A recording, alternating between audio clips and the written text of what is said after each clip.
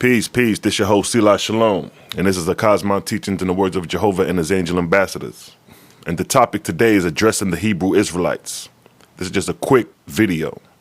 I'm going to get straight to the point. First, you have Israelites spreading the lie that Jehovah is Satan and was the golden calf worshipped by the Israelites in the desert. Now, this can't be further from the truth. And these Israelites who are promoting that have no knowledge of recorded history.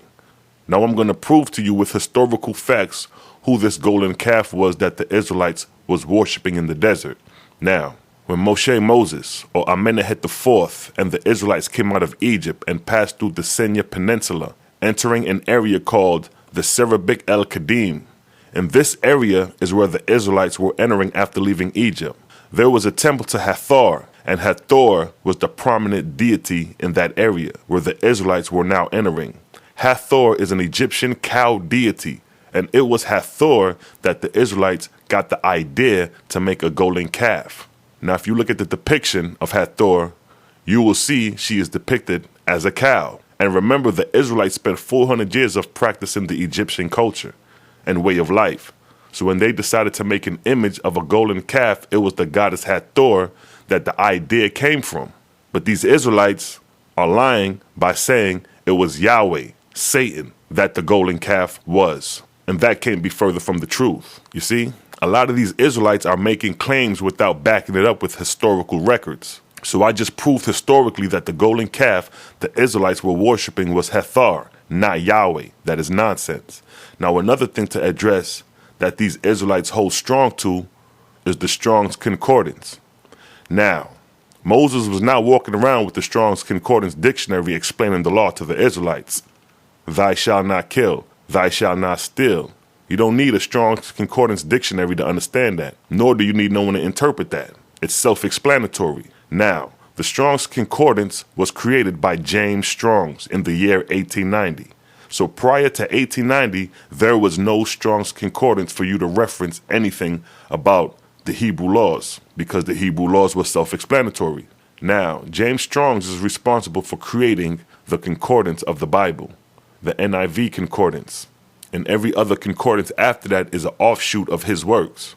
Now, James Strong numbering of Greek and Hebrew words have dominated the enumeration of such words in Bible studies. James Strong and his assistants numbered every Hebrew or Greek root word. This numbering system is now widely used in the English-speaking world and also widely available on the web. You see that?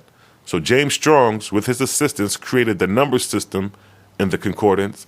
They defined the Hebrew and Greek words in the concordance, and this is what these Hebrew Israelites hold so strong to, telling me that Jehovah, and Hova being the root word, means calamity, a definition that came about in 1890.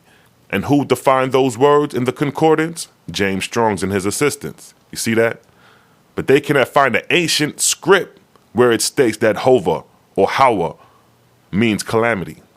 Remember, only in the Strong's Concordance, created in 1890, can these slandering characteristics about Jehovah be found. Because I proved Jehovah's name in ancient history, long before 1890 in James Strong's. And he laid down the law, thou shalt not kill, thou shalt not steal. So how can Jehovah be calamity if his laws go against those things? See, y'all caught up in the Strong's Concordance, written by James Strong's, who was a Methodist. Now, concerning Ahiah, nowhere in recorded history can you find Ahiah's name that these Israelites are promoting you, but only in the Strong's Concordance created by James Strong's.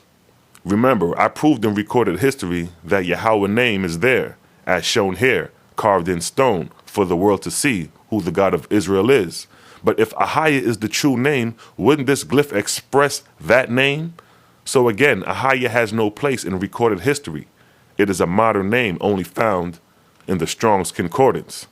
So if you come across any Israelite trying to convince you to believe Ahiah, tell them just to present one inscription with that name in history, recorded history, to validate the claim. If they cannot do that, then they're wasting your time, because everything after that will be excuses. Instead of just saying, no, it wasn't recorded in history, but Yahuwah was. So how can you switch the tables around and say Ahiah when we can't cross-reference it with nothing except the Strong's Concordance?